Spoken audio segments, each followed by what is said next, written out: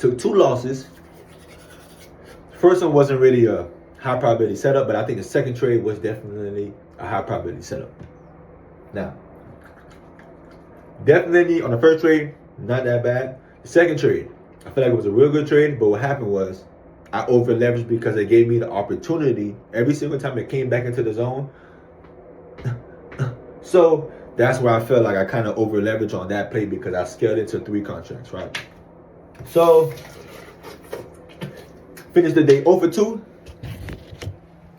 two losses. I think I went long the first trade and the second trade I went short. Let's get into it. All right, so we're doing a little trade recap of my two losers that I caught. Right, so the first trade you see market open came down. Right, we created a SMT with ES and NQ, where NQ takes the low and ES doesn't. Then we had got a change in the state right here. So we got this change in the state, this down close candle. We got this change in the state here, and then we got this change in the state here. Right, so we got a sweep of this low, right, coupled with the SMT, and we got a change in the state with this down close candle and these three down close candles also.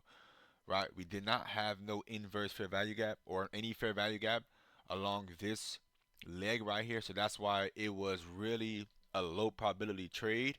Even though we got the SMT, even though we got the change in the state delivery, there was no inverse fair value gap, right?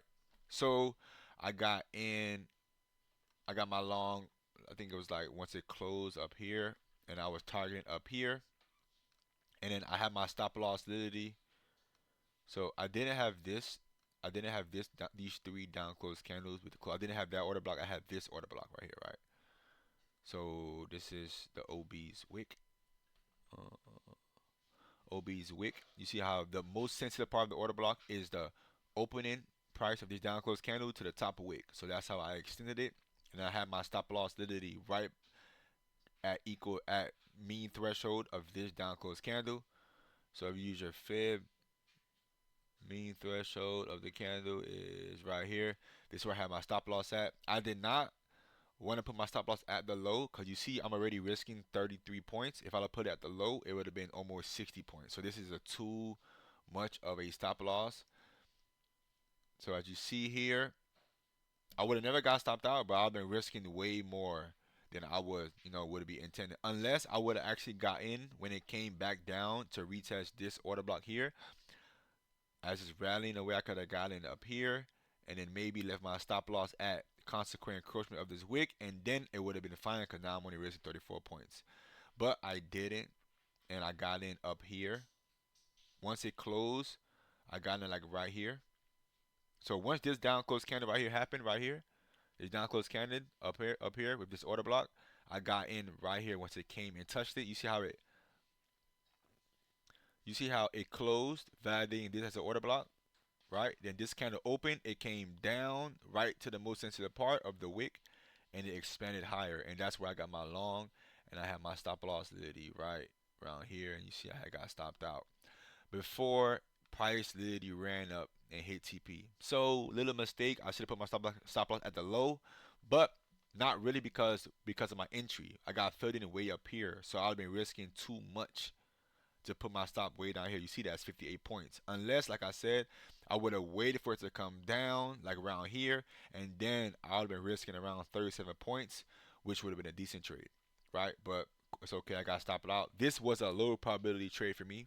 In my mind, I think I got kind of full mode into the trade, right? I didn't want it to run without me.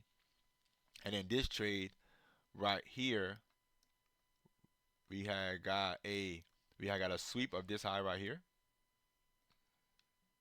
right? Got a sweep of this high here. Then we come down. We create a change in. So let's just delete all this so you can see. This for me was a high probability setup, but it just didn't work out. So we got the down. So we got the change in the state right here, right here.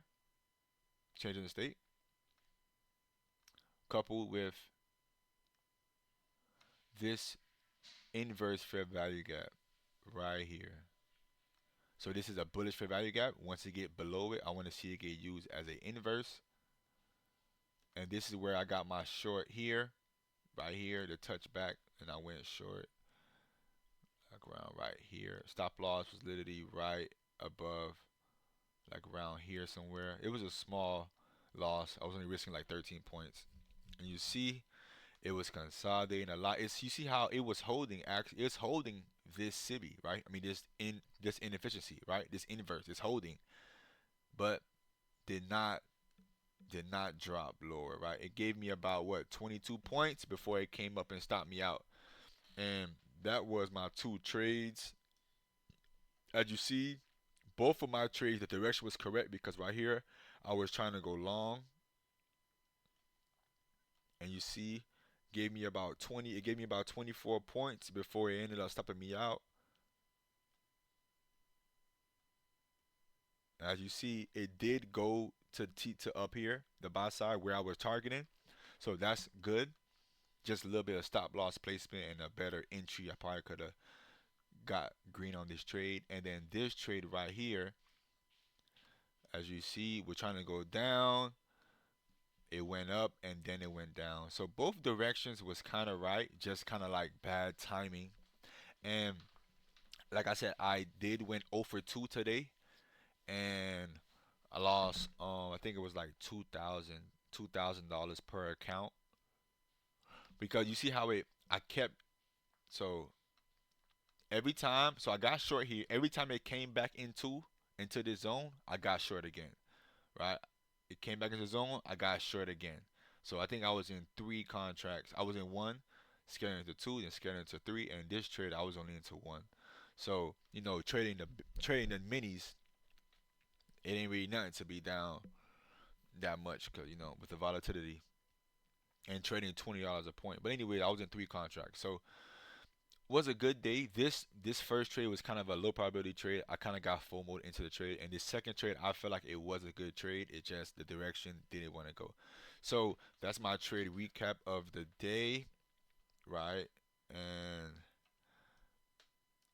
that was a Monday. Even though Mondays are low probability days, I should never even over leverage. Not really over leverage, but just scaled into the multiple contracts as it was giving me the fills.